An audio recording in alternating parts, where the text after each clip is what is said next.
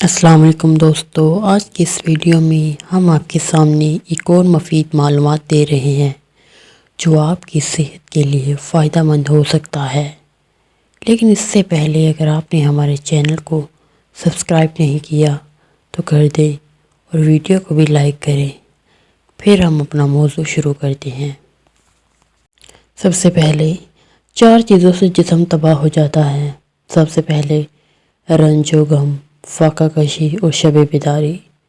4 چیزیں ایسی ہیں جن سے فرحت حاصل ہوتی ہے۔ سبز و شاداب چیزوں کی طرف دیکھنا، آب و رواں کا نظارہ کرنا، محبوب کا دیدار اور پھلوں کا نظارہ کرنا۔ 4 چیزوں سے آنکھوں میں دھندلا پن پیدا ہوتا ہے۔ ننگے پاؤں چلنا، صبح و شام نفرت انگیز گرا چیز یا دشمن کو دیکھنا، زیادہ ہو بکا کرنا، بڑے خطوط کو زیادہ غور سے پڑھنا۔ 4 چیزوں سے بدن کو تقویت ملتی ہے۔ نرم و ملائم ملبوسات زیب تن کرنا، اعتدال کے ساتھ حمام کرنا، مرگن اور شہرینی غذا کا استعمال کرنا، عمدہ خوشبو لگانا۔ 4 چیزوں سے چہرہ خشک ہو جاتا ہے، اس کی شگفتگی، شادابی اور رونق ختم ہو جاتی ہے۔ سب سے پہلے دروغ گوئی، بے حیائی، جاہلانہ طرز کے سوالات کی کثرت، فسق و فجور میں زیادتی۔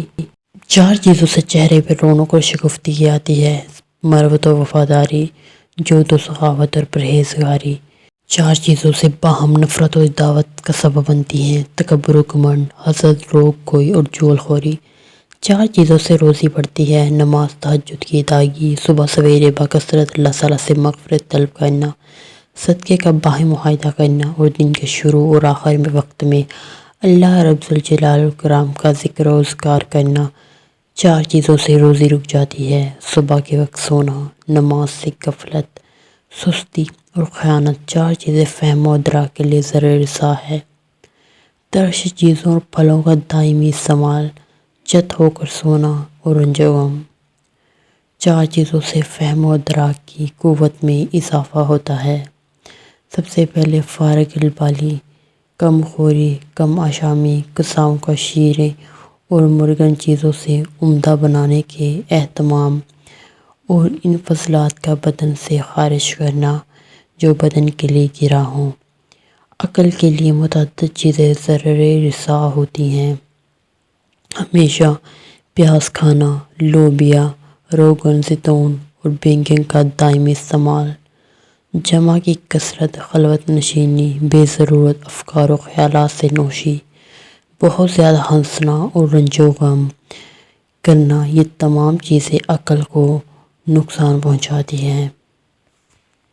بعض دانشوروں کا مقولہ ہے کہ مجھے بحث و مناظرے کی 3 مجلسوں میں شکست اٹھانا پڑی، جس کا کوئی خاص سبب میری سمجھ میں نہ آ سکا۔ البتہ پہلی مجلس مناظرہ میں شکست یہ سبب معلوم ہوا کہ میں نے ان دنوں بکثرت بیگن کا استعمال کیا تھا، اور دوسری مجلس میں شکست کا یہ سبب تھا کہ روغن زیتون کا بہت زیادہ استعمال کیا تھا، اور تیسری مجلس میں شکست کا یہ راز معلوم ہوا کہ میں نے لوبیا کی ترکاری بہت کثرت سے کھائی تھی۔